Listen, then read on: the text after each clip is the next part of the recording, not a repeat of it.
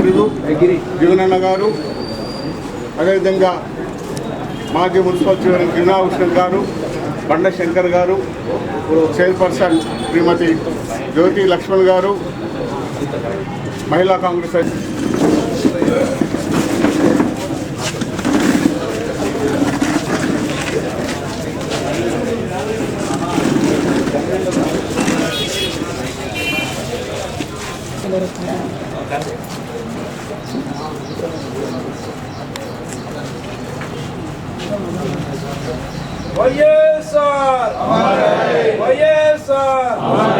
जब तक सूरज चांद रहेगा तेरा नाम रहेगा।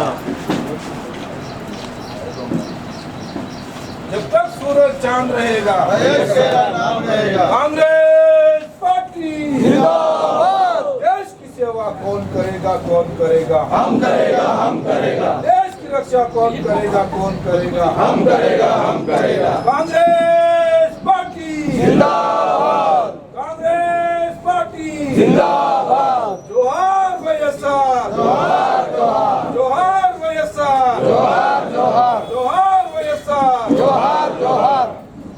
वैएसआर वैएसआर हमारा है। जब तक सूरज चांद रहेगा वैएस तेरा नाम रहेगा। जब तक सूरज चांद रहेगा वैएस तेरा नाम रहेगा। वैएसआर हमारा है, वैएसआर हमारा है। जोहार जोहार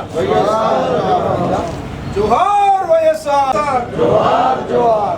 कांग्रेस पार्टी जिंदाबाद। कांग्रेस पार्टी जिंदाबाद। देश की सेवा कौन करेगा, कौन करेगा? हम करेगा, हम करेगा।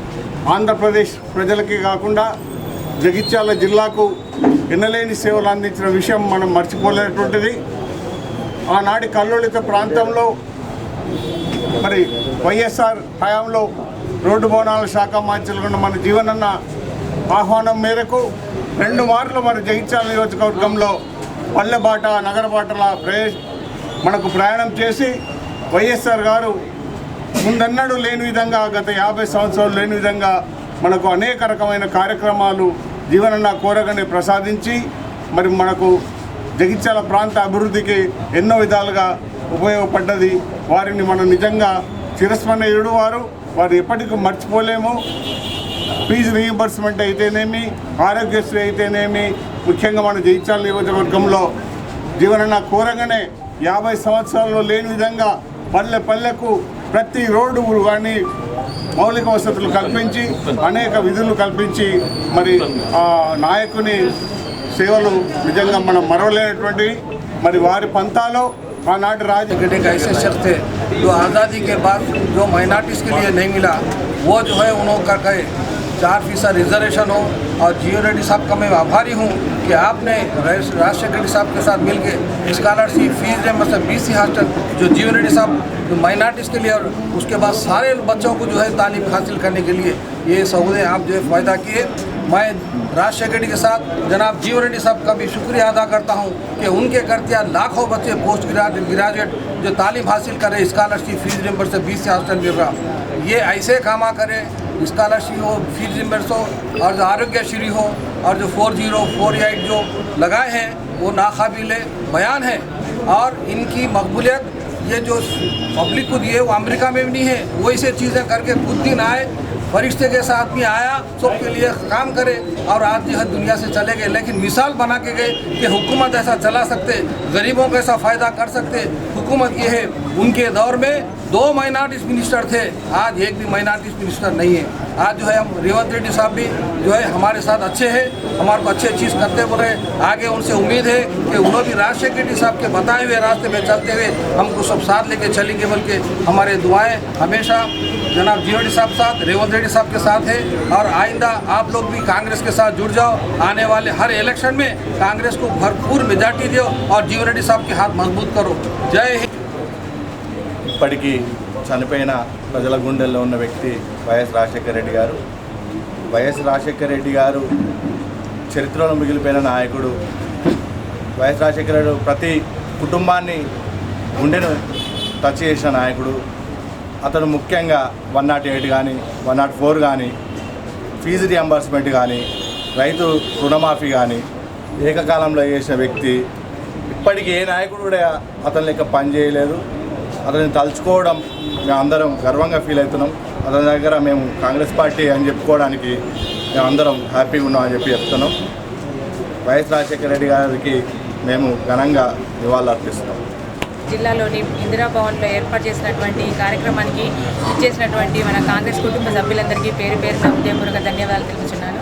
ముఖ్యంగా వైఎస్ఆర్ గారు మధ్యతరగతి వాళ్ళకి మనకి ఎంత పేదవాళ్ళు ధనవంతులు ఎవరు ఉన్నారని మధ్యతరగతి వాళ్ళకి న్యాయం చేసే విధంగా ఏంటి ప్రతి వ్యక్తికి మనకు తినడానికి తిండి, ఉండడానికి ఇల్లు, ఆరోగ్యంగా ఉండడానికి వైద్యం మరియు చదువుకోవడానికి విద్య, ఇవన్నీ రకాల ఉన్నటువంటి ప్రతి ఒక్కరికి న్యాయం జరిగే విధంగా తను పరిపాలన కొనసాగించాడు. ఇంకో ముఖ్యంగా చెప్పాలంటే మనకు ఈ మహిళలకు, రైతు కుటుంబాలకు ఉన్నటువంటి మనకు ఉమ్మడి ఆంధ్రప్రదేశ్ ఉన్నప్పుడు వాళ్ళకు ఒక వరి ధాన్యాలు కళ్ళాల మీద ఉండి ఎంతో కష్టపడడం జరిగింది. వీటిని దృష్టిలో ఉంచుకొని ముఖ్యంగా మహిళలకి ఈ వాటిని సెంటర్లు ఏర్పాటు చేసి కొనుగోలు చేసి అందరికీ న్యాయం జరిగే విధంగా ప్రతి ఒక్క వారికి న్యాయం జరిగే విధంగా అతను పరిపాలన కొనసాగడం జరిగింది. ఇక ముందు కూడా మన కాంగ్రెస్ పార్టీలో అదే విధంగా జరగాలని కోరుకుంటున్నాను. అలాంటి ఒక పథకాన్ని ప్రారంభించారంటే వైఎస్ రాజశేఖర రెడ్డి గారు. మరి అంత మంచి పథకాన్ని ప్రారంభించారైనా అది ఇప్పటికి కూడా గత 10 సంవత్సరాల నుంచి లేకపోయినా మళ్ళీ ఇప్పుడు ప్రభుత్వం వచ్చింది, మళ్ళీ ప్రారంభిస్తుంది. చాలా సంతోషమైంది. అప్పుడు 5 లక్షలు ఉండి ఇప్పుడు ఇంకా 10 లక్షలు చేసింది ప్రభుత్వ ప్రోత్సాహంతో ప్రతి ఒక్కటి ముందుకెళ్ళడం జరుగుతుంది. అట్లాగే పిల్లల కోసం కేజీ నుంచి మెడిసిన్ వరకు ఫీజు రియంబర్స్మెంట్స్ కూడా మన వైఎస్ రాజశేఖర్ గారు అందించారు. అట్లాంటి గొప్ప కార్యక్రమాలు ఆయన మాత్రమే చేయగలిగారు. అట్లాంటి ఒక నాయకుడు మన మధ్యలో లేకపోవడం మనందరి దురదృష్టకరం. అట్లాంటి ఒక నాయకుడు మళ్ళీ పుట్టి అట్లాంటి న్యాయం ప్రతి ఒక్కరికి చేయాలని చెప్పేసి పేదల కోసం ఆలోచించే పెన్నిది కాబట్టి అలాంటి నాయకుడు మా అందరికీ మళ్ళీ కావాలి. జీవనన్న గారి అతి సన్నిహితుడైన అలాంటి ఒక నాయకుడు మనందరికీ ఎంతో సేవలు చేసిండు. జగిత్యాలకు వచ్చి ఎన్నో సేవలు చేసిరు.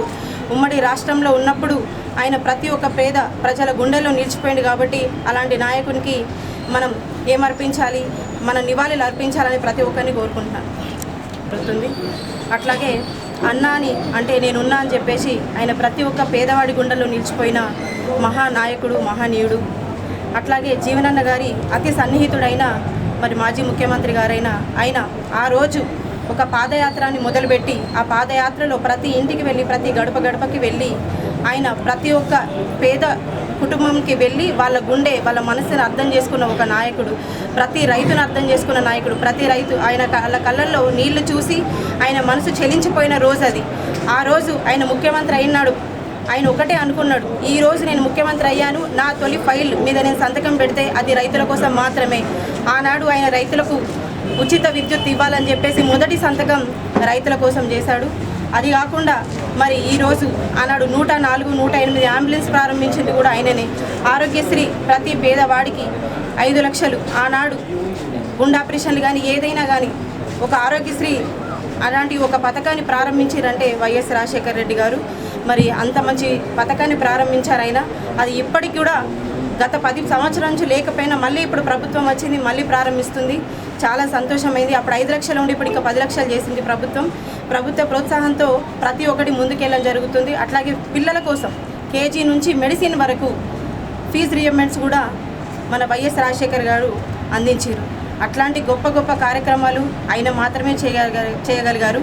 అట్లాంటి ఒక నాయకుడు మన మధ్యలో లేకపోవడం మనందరి దురదృష్టకరం. అట్లాంటి ఒక నాయకుడు మళ్ళీ పుట్టి అట్లాంటి న్యాయం ప్రతి ఒక్కరికి చేయాలని చెప్పేసి పేదల కోసం ఆలోచించే పెన్నిది కాబట్టి అలాంటి నాయకుడు మా అందరికీ మళ్ళీ కావాలి. జీవనన్న గారి అతి సన్నిహితుడైన అలాంటి ఒక నాయకుడు మనందరికీ ఎంతో సేవలు చేసిండు. జగిత్యాలకు వచ్చి ఎన్నో సేవలు చేసిరు. ఉమ్మడి రాష్ట్రంలో ఉన్నప్పుడు ఆయన ప్రతి ఒక్క పేద ప్రజల గుండెల్లో నిలిచిపోయింది కాబట్టి అలాంటి నాయకునికి మనం ఏమర్పించాలి, మన నివాళులు అర్పించాలని ప్రతి ఒక్కరిని కోరుకుంటున్నాను. ఎస్ఆర్ గారి నివాళులు అర్పిస్తున్నాము కార్యకర్తలందరము. వారు చేసిన సేవలు ప్రతి కులం, మతం, వర్గం అని చూడకుండా భూమి పైన ఉన్న ప్రతి ఒక్క మనిషికి ఏదో విధంగా అసహాయులకు సహాయం అందించడం కోసం ఆ భగవంతుడే పుట్టించాడు వైఎస్ఆర్ని. ఆయన సేవలు భూమి ఉన్న రోజులు ప్రజలు గుర్తుపెట్టుకుంటారు. ప్రత్యేకంగా మా ఆర్ఎంపీ వ్యవస్థను గుర్తించి ఆర్ఎంపీ వ్యవస్థ గ్రామాల్లో మరి మరియు పట్టణాలు అత్యధిక లోపావర్టీ ఉన్న ప్రజలకి 50 రూపాయలకు 10 రూపాయలకు 20 రూపాయలకు పైసలు ఉన్నా లేకున్నా ప్రజలందరికీ ఉచితంగా అవసరం ఉన్నప్పుడు డబ్బు లేకుండా ఉచితంగా వైద్యం అందిస్తూ మరి వైఎస్ఆర్ మా సేవలు గుర్తించి ట్రైనింగ్ ఇప్పించి సర్టిఫికేట్ ఇప్పించి రాష్ట్ర వ్యాప్తంగా ఉన్న 75,000 మంది తెలంగాణలో వాళ్ళందరికీ సర్టిఫికేట్ ఇచ్చి ట్రైనింగ్ ఇచ్చి పేద ప్రజలకు మధ్యతరగతి కుటుంబాలకు ఆరోగ్యం మహాభాగ్యం అనే సూత్రాన్ని నమ్మి దాన్ని తీసుకుపోయే దిశగా ఉన్నప్పుడు అకాల మరణం పొందారు. వారి బతుకుంటే ఈరోజు 2 రాష్ట్రాల్లో ఉన్న ఆర్ఎంపీపీ వ్యవస్థ మెరుగుపడుతుండే. కానీ ఇప్పుడు మళ్ళీ కాంగ్రెస్ ప్రభుత్వం మేనిఫెస్టో పెట్టింది, చేయలేకపోయింది. అంతకుముందు టీఆర్ఎస్ ప్రభుత్వం కూడా చేయలేకపోయింది. దయచేసి జీవన్ రెడ్డి సార్ మా యొక్క బాధను అర్థం చేసుకొని ప్రజల బాధ అనుకోండి, మా బాధ కాదు, ప్రజలందరి బాధ అనుకోండి. దయచేసి సార్ మీరు మళ్ళీ మా ఆర్ఎంపీలకు ఈ యొక్క వైఎస్ఆర్ ఈరోజు సందర్భంగా మంచి సూచన అంటే చనిపోవడం బాధాకరం. దీన్ని మళ్ళీ సమయంలో కూడా ఈ దేశ ఐక్యత కొరకు సమైక్యత కొరకు తన ప్రాణాలు అర్పించిన సంఘటన గుర్తు చేస్తూ ఉన్నాను. అదేవిధంగా రాజీవ్ గాంధీ కూడా వారు కూడా ప్రతిపక్ష నాయకునిగా దేశవ్యాప్తంగా పర్యటించే సమయంలో కూడా దేశ ఐక్యత కొరకు ప్రాణాలు అర్పించినటువంటి మహానాయకుడు రాజీవ్ గాంధీ గారు అని చెప్పి సందర్భంగా తెలియజేస్తూ ఉన్నాను. అదే కోవలో డాక్టర్ వైఎస్ రాజశేఖర రెడ్డి గారు 2 సార్లు ఈ రాష్ట్రానికి ముఖ్యమంత్రిగా ఉండి తమ యొక్క పథకాలను తనే సమీక్షించేటువంటి క్రమంలో రచ్చబండ అనే కార్యక్రమం చేపట్టి మరి పావురాల గుట్టలో చనిపోయినట్టు సంఘటన గుర్తు చేస్తూ ఉన్నాను. ఏది ఏమైనా త్యాగానికి మరో పేరైన కాంగ్రెస్ పార్టీలో నేను కాంగ్రెస్ పార్టీ కార్యకర్తలా మనం అందరం కాంగ్రెస్ పార్టీ కార్యకర్తలుగా ఉండడం అనేది నిజంగా కూడా చాలా గర్వంగా నేను భావిస్తూ ఉన్నాను. నిజమైన దేశభక్తులు కాంగ్రెస్ పార్టీ నాయకులు అని చెప్పి సందర్భంగా తెలియజేస్తూ ఉన్నాను. దేశానికి స్వతంత్రం తెచ్చింది కాంగ్రెస్ పార్టీ, దేశ రక్షణ కొరకు పాటుపడేది కాంగ్రెస్ పార్టీ. రాహుల్ గాంధీ గారి నాయకత్వంలో జోడో యాత్ర కానీ ఇతర యాత్రలు కానీ ప్రతి ఒక్క పేదవాని యొక్క గుండె తట్టేటువంటి పార్టీ కాంగ్రెస్ పార్టీ. అటువంటి కాంగ్రెస్ పార్టీలో మనం ఉండడం నిజంగా కూడా అన్న జీవన్ రెడ్డి గారి నాయకత్వంలో పనిచేయడం కూడా ఒక గొప్పగా అవకాశంగా నేను భావిస్తూ ఉన్నాను. ఏది ఏమైనా రాజశేఖర రెడ్డి గారికి అత్యంత సన్నిహితం. వారు ఏది చెప్తే అది 4% రిజర్వేషన్ ఏదైతే ఉందో నేను ఒకసారి వచ్చిన అన్న అందరికి కళ్యాణ లక్ష్మి ఇస్తున్నారు కదా, మరి మా ముస్లిం మహిళలను కూడా ఇవ్వాలి కదా అని చెప్పి ఉద్దేశంతో వారు చెప్తే ఏమో బాబు చూడాలని చెప్పి క్యాబినెట్లో వారు సూచన మేరకు ఒప్పించి మెప్పించి ఈరోజు కళ్యాణ షాదీ ముబారక్ అనే కార్యక్రమం ఇప్పించినటువంటి ఘనత వహించిన నాయకుడు మన జీవన్ రెడ్డి గారు అనే మాట ఈ సందర్భంగా నేను తెలియజేస్తా ఉన్నాను. ఏదేమైనా వారి ఆయంలో ఈ ప్రాంతంలో జగిత్యాల నియోజకవర్గం చాలా అభివృద్ధి చెందినటువంటి మాట ఈ సందర్భంగా తెలియజేస్తూ ఏదైనా రాజశేఖర రెడ్డి గారి మరొక్కసారి ఒక కాంగ్రెస్ పార్టీ కార్యకర్తగా స్మరించుకుంటూ రాజశేఖర నీ యొక్క ఆశయాన్ని కొరకు తప్పకుండా మేము పనిచేస్తామని చెప్పి సందర్భంగా తెలియజేస్తూ ముగిస్తాం. జై హింద్, జై కాంగ్రెస్, జోహార్ వైఎస్ఆర్. వారు పట్టణ బాట వచ్చినప్పుడు ఒక కాగితం ఇస్తాయి, 25 కోట్లు మంజూరు చేస్తాయి. ఈరోజు జగిత్యాల పట్టణంలో తాగునీటికి 3 వాటర్ ట్యాంకులు కట్టించడం అంటే అది ఆ రోజు 25 కోట్లు అంటే ఈరోజు 100 కోట్ల విలువగల లెక్క. అలాంటి మట్టి కాగితం ఇస్తేనే మరి వారి హయాంలో ఎన్నో కార్యక్రమాలు జగిత్యాల పట్టణంలో ఏర్పాటు చేయడం జరిగింది.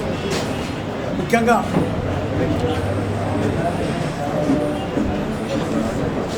పట్టణంలో మంచినీటికి మున్సిపల్ చైర్పర్సన్ల మీటింగ్ ఏర్పాటు చేసి 200 రూపాయలు కడితేనే నల్ల కనెక్షన్ ఇచ్చి మనమే పైపులు మొత్తం సామాగ్రి మనమే పెట్టి చేద్దాము, ఎవరైనా ముందుకు వస్తారనంటే అప్పుడు ఆ చైర్పర్సన్ మీటింగ్లో నేను ఒక్కొని చేలా పడతానని డాష్ మీద నుంచి జీవన్ రెడ్డి గారి తాలూకు జగిత్యాల చైర్పర్సన్ గారు 200కి ఇస్తారని చెప్పి నన్ను ఆ రోజు నిలబెట్టి చెప్పడం నిజంగా అది నేను మర్చిపోలేదు. అలాగే ఒకరోజు మబ్బుల మున్సిపల్ అటెండెన్స్ కొరకు నేను టవర్ దగ్గర వెళ్తుంటే మార్గ మధ్యలో ఫోన్ చేశాను, చైర్మన్ గారు ఎక్కడో అంటే ఇట్లా లేబర్ అటెండెన్స్ కొని పోతుంటే వెరీ గుడ్, చాలా పని చేయాలి అదని చెప్పి దాంట్లో మెచ్చుకున్న సందర్భంలో ఈ 2 సంఘటనలు ఆయన పర్సనల్గా మేము ఆయనను మర్చిపోలేము. ఈ వారి హయాంలో నిజంగా నేను మున్సిపల్ చైర్మన్ అవడం నా అదృష్టంగా భావిస్తున్నాం. అప్పుడు ఎన్నో కార్యక్రమాలు చేపట్టినాము. స్లాట్ రోజులు కానీ, కాంపౌండ్ వాళ్ళు, ఈద్గా కాంపౌండ్ వాళ్ళు కానీ, ఈ అన్నిటికన్నా ముఖ్యం ఏంటంటే ముస్లిం పవిత్ర పండుగ అయిన బక్రీద్, రంజాన్, హిందువులకు పండుగ అయిన బతుకమ్మ, వినాయక ఇవన్నీ కూడా మున్సిపల్ పక్షాన ఏర్పాటు చేయాలని మేము అప్పుడు ఏర్పాటు చేస్తే ఇవాళ తెలంగాణ రాష్ట్రం అంతటా కేసీఆర్ జగిత్యాల ఆదర్శం తీసుకొని మొత్తం అమలు చేస్తున్న ఘనత జగిత్యాల పట్టణం. జీవన్ రెడ్డి గారు మంత్రిగా వారి సహాయ సహకారంతోటి వారు జగిత్యాల పట్టణాన్ని అభివృద్ధి పట్టణంలో తీసుకుపోవడానికి ఇలా పెండింగ్లో ఉన్న టౌన్ హాల్ కానీ, యాభై రోడ్ షాపింగ్ మాల్ కానీ, కొత్త బస్ స్టాండ్ షాపింగ్ కానీ ఇవన్నీ నిర్మాణం చేసి ఇవాళ మున్సిపాలిటీకి ఒక వాళ్ళకు ఇవాళ జీతవత్యాలకు కుదరలేకుండా చేసిన ఘనత మా గారు దక్కింది. నిజంగా వైఎస్ రాజశేఖర రెడ్డి గారు అతడు ముఖ్యమంత్రి ప్రపంచంలో భారతదేశంలో ఇప్పటికీ రాలేదు, అతడు కూడా నేను అనుకుంటలేను. కాబట్టి దయచేసి అటువంటి వ్యక్తి మళ్ళీ పుట్టి మళ్ళీ ఈ ప్రజల సేవ జాతరగా రావాలని కోరుకుంటూ వారికి ఘనమైన నివాళులర్పిస్తూ సెలవు తీసుకుంటున్నాను. జై హింద్. మహిళా అధ్యక్షురాలైనటువంటి అనిత గారు, యువజన కాంగ్రెస్ అధ్యక్షుడు మధు గారు, అట్లాగే ఎన్ఎస్ఓ సేవ మైనార్టీ విభాగం అందరికీ ఈనాటి జయంతితో కార్యక్రమం సందర్భంగా పాల్గొన్న వారికి అందరికీ హృదయపూర్వక నమస్కారం చెబుతూ, వాస్తవంగా వైఎస్ రాజశేఖర రెడ్డి గారితో నాకే కానీ ఈ ప్రాంతానికి ఉన్నటువంటి అనుబంధం మర్చిపోలేనటువంటిదని చెప్పక తప్పదని చెప్పాను. ఆనాడు వారు ఉమ్మడి ఆంధ్రప్రదేశ్ రాష్ట్రంలో ముఖ్యమంత్రిగా వాస్తవంగా ఆయన పంచకట్టులోనే ఒక రైతు మూర్తి చూస్తున్నాయి. మొత్తం భారతదేశంలో ఇలా ఉచిత విద్యుత్ కార్యక్రమం అమలు చేయతల మీద జరిగిందంటే ఆనాడు కాంగ్రెస్ పార్టీ ఎన్నికల ప్రణాళికలో పేర్కొనడం, దానికి అనుగుణంగా మన ఉమ్మడి ఆంధ్రప్రదేశ్ రాష్ట్రం అమలు చేసి తలపెట్టడం రైతాంగాన్ని ఒక ఆత్మవిశ్వాసం నింపిందని చెప్పక తప్పదని చెప్పండి. అట్లాగే రుణమాఫీకి సంబంధించే కానీ జాతీయ స్థాయిలో రుణమాఫీ అమలు చేయాలని చెప్పని ఆనాటి కేంద్ర ప్రభుత్వం యూపీ చైర్పర్సన్ సోనియా గాంధీ గారు కలిస్తే సకాలంలో అప్పు చెల్లించినటువంటి ఒక రైతాంగానికి ఏదైతుందో ఇక్కడ దేశంలో ఏ రాష్ట్రం కూడా లేదని చెప్పంటుంది. 5,000 రూపాయలు ప్రోత్సాహం అందజేయడం. ఇలా రైతాంగం అంటే ఆయన ఒక ఆత్మ బంధువుగా చూసేటటువంటి వాడు రైతాంగం అని చెప్పండి. ఈ దేశానికి పట్టెడు అన్నం పెట్టేటువంటి వాడు రైతు. కాబట్టి ఆ రైతు బాగుంటేనే దేశం బాగుంటుంది అనేటువంటి ఒక భావనతో రైతాంగానికి సహకార రంగంలో కల్పించబడేటువంటి రుణాలకు ఏదైతుందో వడ్డీ రాయితీ కల్పించడమే కానీ మరి రైతాంగం ఉత్పత్తి చేసినటువంటి వ్యవసాయ ఉత్పత్తులు అన్నీ కూడా ప్రభుత్వ పరంగా వాటిని కొనుగోలు చేయబడే విధంగా చెప్పండి.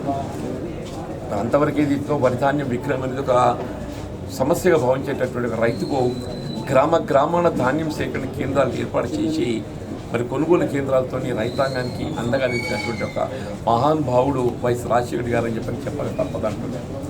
రైతాంగం రైతు కూలీలతో పాటు ఏదైతున్నదో మరి విద్య అనేది ప్రధానం, వైద్యం అనేది ప్రధానం చెప్పంటున్నారు. నిరుపేద వర్గాలకు విద్య వైద్యం ఉచితంగా కల్పింపచేయాలని ఏదైతే భారత రాజ్యాంగం నిర్దేశించిందో దానికి అనుగుణంగా మరి ఫీజు రియంబర్స్మెంట్ అనేది దేశంలో ఇక్కడ లేదు. అటువంటి ఫీజు రియంబర్స్మెంట్ కార్యక్రమాన్ని మరి అమలు చేసి తలపెట్టి మరి ప్రతి పేదవాడి కుటుంబంలో మరి ఒక సాంకేతిక విద్యా నిపుణుడు మనం ఏర్పాటు చేయగలిగామని చెప్పంటే ఫీజు రియంబర్స్మెంట్ అని చెప్పక తప్పదంటుంది. ఆనాడు ఆంగ్ల మాధ్యమం యొక్క ప్రాధాన్యతను గుర్తించి కేజీ టు పీజీ వరకు ఆంగ్ల మాధ్యమంలో విద్యా సదుపాయం కల్పింప చేయాలని చెప్పని ఇవాళ సక్సెస్ స్కూల్స్ ఏర్పాటు చేసిన ఆనాడు సక్సెస్ స్కూల్స్ ఏర్పాటు చేసిందని చెప్పండి. అట్లా ఏదైతుందో యూనివర్సిటీ స్థాపన కానివ్వండి, వైద్యానికి సంబంధించి నిరుపేద వర్గాలకు వైద్యం భారమవుతుందని చెప్పి భావించి తలంచి రాజీవ్ ఆరోగ్యశ్రీ ఎవరు కూడా ఊహించలేదు, ఆలోచించలేదని చెప్పంటున్నాం. ఎంత నిరుపేద వర్గమే కానీ రేషన్ కార్డు కలిగి ఉంటే కార్పొరేట్ స్థాయిలో ఉచిత వైద్య సదుపాయం పొందబడే విధంగా మరి ఆరోగ్యశ్రీ కార్యక్రమాన్ని అమలు చేసి తలపెట్టడం దేశంలోనే ప్రపంచంలో కూడా వచ్చిన అనుకుంటా. ఎక్కడైనా ఇతర దేశంలో ఉందో లేదో నాకు తెలియదు కానీ భారతదేశంలో మాత్రం ఏదైతుందో ఈ కార్యక్రమాన్ని ఆరంభింపజేసిన వైఎస్ రాజశేఖర్ గారు చెప్పక తప్పదు. కానీ 108 కానీ 104 కానీ ఇలా ప్రమాద బారిన పడ్డటువంటి ఒక క్షతగాత్రుడిని ఆసుపత్రికి చేర్చడంలో ఎవరే కానీ సంకోచిస్తారు. కానీ అటువంటి వారికి ఏదైతే ఒక ఫోన్ కాల్తో ఏదైతుందో ఇవాళ అతన్ని ఆదుకునే విధంగా అంటే ప్రతి ఆడబిడ్డ పురుడు పోసుకోవడానికి వరకు ఏదైతున్నదో మీరు 108కి ఒకసారి ఫోన్ కొడితే తల్లిగా రావడం ఆలస్యం అవుతుంది కావచ్చు, కానీ అంబులెన్స్ రావడం ఆలస్యం కాకుండా ఏదైతుందో కార్యక్రమాన్ని అమలు చేసి తలపెట్టిన ఘనత ఏదైతుందో రాజశేఖర్ గారిని చెప్పక తప్పదని చెప్పంటున్నాను. అంటే నిజంగా కూడా చెప్పంటూ నేను ఇవాళ హైదరాబాద్ నగరాన్ని తీర్చిదిద్దింది ఎవరు అని అంటే వైఎస్ రాజశేఖర్ గారని చెప్పంటున్నాను. హైదరాబాద్ నగరానికి మణిహారం లాగా ఔటర్ రింగ్ రోడ్డు నిర్మాణం తలపెట్టి హైదరాబాద్ నగరంలో ఏ ప్రాంతానికి వెళ్ళి ఏ ప్రాంతమైనా కానీ మరి మనం ప్రయాణం చేసేటువంటి సౌకర్యం ఏర్పాటు చేసింది వైఎస్ రాజశేఖర్ గారు అని చెప్పక తప్పదంటున్నాం. అట్లాగే రాజీవ్ గాంధీ ఇంటర్నేషనల్ ఎయిర్పోర్ట్ అని చెప్పంటున్నా. వాస్తవంగా ఇంటర్నేషనల్ ఎయిర్పోర్ట్ రావడంతో సాఫ్ట్వేర్ రంగంలో మనం ఎంత వృద్ధి సాధించడం మనకు కనబడుతుందని చెప్పంటున్నాం. సాఫ్ట్వేర్ రంగం వృద్ధి చెందడానికి ప్రధానంగా మనకు తోడ్పడ్డది మన ఇంటర్నేషనల్ ఎయిర్పోర్ట్ అని చెప్పక తప్పదని చెప్పంటున్నాం. అటువంటి ఇంటర్నేషనల్ ఎయిర్పోర్ట్ నిర్మాణం తలపెట్టి మన యువతకు ఒక ఉపాధి కల్పింప చేయడానికి మరి ఆలోచించినట్లు ఒక మహానుభావుడు వైఎస్ రాజశేఖర్ గారు అని చెప్పి అంటున్నాం. వారు అమలు చేయగలిపిన ఒక్కొక్క కార్యక్రమం ఒక్కొక్క మణిహారం లాంటిదని చెప్పి ఒక్కొక్క మణిహారం లాంటిదని చెప్పి అంటున్నాం. మరి అటువంటి ఒక మహానుభావుడి వల్ల మనం భౌతికంగా దూరమైనప్పటికీ మరి ఆయన యొక్క ఆలోచన విధానం మనలో జీర్ణించిపోయిందని చెప్పక తప్పలేదు. ముఖ్యంగా జగిత్యాల ప్రాంతానికి మరి అన్నట్టు ఉమ్మడి కరీంనగర్ జిల్లాకి ఏదైతుందో వారి సేవలు ఇంతవరకు గత దశాబ్ద కాలం తెలంగాణ ప్రభుత్వం ఏదైతుందో మరి ఏమీ సాధించడం ఊహించలేమని చెప్పంటున్నా. ఉమ్మడి కరీంనగర్ జిల్లాలో శాతవాహన యూనివర్సిటీ చెప్పంటూ నేను మరి కరీంనగర్ జిల్లా కేంద్రానికి ఏదైతే రహదారి సౌకర్యం మెరుగుపరచాలనే ఒక భావన తలంపుతో ఏదైతుందో హైదరాబాద్ నగరం జూబ్లీ స్టేషన్కి వెళ్ళి కరీంనగర్ వరకు ఏదైతుందో రాజీవ్ రహదారి రోడ్డు నిర్మాణం కానివ్వండి చెప్పంటూ నేను మన జగిత్యాల ప్రాంతానికి సంబంధించి సాంకేతిక విద్యా కళాశాల జేఎన్టీయూ కళాశాల కానివ్వండి, వ్యవసాయ కళాశాల కానివ్వండి, జగిత్యాల ప్రాంతానికి సంబంధించి ఇక్కడ కోర్టులో ఏదైతుందో వెటర్నరీ కళాశాల కానివ్వండి, ఇక్కడ జగిత్యాల మహిళా డిగ్రీ కళాశాల కావాల్సిన భవన వసతి సదుపాయం కానివ్వండి చెప్పంటూ నేను ఇప్పుడే మిత్రులు పేర్కొన్నట్టు ఏదైతుందో జగిత్యాల పట్టణం ఎప్పటికీ కూడా త్రాగునీటి ఇబ్బంది రాకూడదనే భావనతోని ఆనాడు 25 కోట్లు మంజూరు చేసి జగిత్యాల త్రాగునీటి సౌకర్యం మెరుగుపరచడానికి దోహదపడ్డ జరిగిందని చెప్పి అంటున్నాం. 200 రూపాయలకి నల్ల కనెక్షన్ అని చెప్పంటే ఎవరు కూడా ఊహించరు. 200 రూపాయలు చెల్లిస్తే ఇలా పైప్ లైన్తో సహా ఇంటికి నల్ల కనెక్షన్ రావడం అంటే మామూలు విషయం కాదని చెప్పంటున్నాను. ఈ రకంగా చూస్తే నేను ఇల్లు లేని నిరుపేద వర్గం ఎవరన్నా కానివ్వండి చెప్పంటున్నాను. ఇల్లు లేని నిరుపేద ఎవరన్నా కానివ్వండి చెప్పంటారు సాచ్యురేషన్ ప్రాతిపదికన ఏ విధమైనటువంటి సిఫారసు అవసరం లేకుండా అతడు ఏదైతే నిర్మాణం చేసుకుని తలబెట్టుకుంటే ప్రభుత్వ పరంగా నిరుపేద వర్గాలకు అందరికీ కూడా 100% హౌసింగ్ స్కీమ్ అమలు చేసినటువంటి ఒక ఘనత రాజశేఖర్ గారు అని చెప్పారు. అందరికి సంబంధించి వాళ్ళ నూకపల్లి ఏదైతే హౌసింగ్ కాలనీ మన పాయింట్ దొరుకుతుందో ఆనాడు ఆ నూకపల్లి హౌసింగ్ కాలనీ నిర్మాణానికి కావాల్సిన స్థల సేకరణకు మన దాదాపు 200 ఎకరాలు అవసరం పడ్డట్టయితే నిధులు సమకూర్చి స్థల సేకరణకు తోడ్పడి ఏకమొత్తంగా 4000 ఇండ్లు మంజూరు చేయడం జరిగిందని చెప్పంటారు జగిత్యాల పట్టణానికి. ఆయన వైఎస్ రాజశేఖర్ గారు ముఖ్యమంత్రిగా ఇవాళ ఏదైతుందో 4000 ఇండ్లు జగిత్యాల పట్టణానికి మరి మంజూరు చేపట్టడం ఇక నిర్మాణాలన్నీ కూడా ఇవాళ కొనసాగింపుగా ఉన్నాయని చెప్పంటున్నా. కొన్ని మధ్యలో ఏదైతుందో నిలిపి జరిగినప్పటికీ కూడా అతను జగిత్యాల్లో ఇండ్లు లేనటువంటి వారికి ఇండ్ల నిర్మాణ కార్యక్రమాన్ని రూపొందింపచేసి దానికి ఒక కార్యరూపం ఇచ్చే విధంగా స్ఫూర్తిని కలిగించింది వైఎస్ రాజశేఖర్ గారు అని చెప్పి చెప్పాలి. మీరు ఏ కార్యక్రమంతో ఉన్న అనుబంధమే కానివ్వండి, మన వ్యక్తిగత నాకున్నటువంటి అనుబంధమే కానీ జీవితకాలం ఎన్నడూ మర్చిపోలేమని చెప్పంటున్నాను. ఇలా మహిళలకు ఆడబిడ్డలకు ఏదైతుందో అన్నాడు కేంద్రంలో గ్యాస్ సిలిండర్ ధర 50 రూపాయలు పెరిగితే ఆడబిడ్డలపై భారం పడకూడదనే భావనతో ఆ పెంచిన గ్యాస్ సిలిండర్ భారం 50 రూపాయలు ఏదైతున్నదో తెలంగాణ ఉమ్మడి ఆంధ్రప్రదేశ్ రాష్ట్రం ప్రభుత్వం భర్తీ చేసి ఆడబిడ్డలపై భారం పడకూడదు చూసిందమ్మా చెప్పంటే దేశంలో ఎక్కడ కూడా ఏదైతే పెంపు అయింది 50 రూపాయలు. కానీ ఆనాడు ఉమ్మడి ఆంధ్రప్రదేశ్ రాష్ట్రంలో మాత్రం ఏదైతుందో ఈ పెంపు భారం అనేది ఏదైతుందో ఇలా గృహిణులపై పడకుండా ప్రభుత్వం అండా నిలబడి ఆదుకోవడం జరిగిందని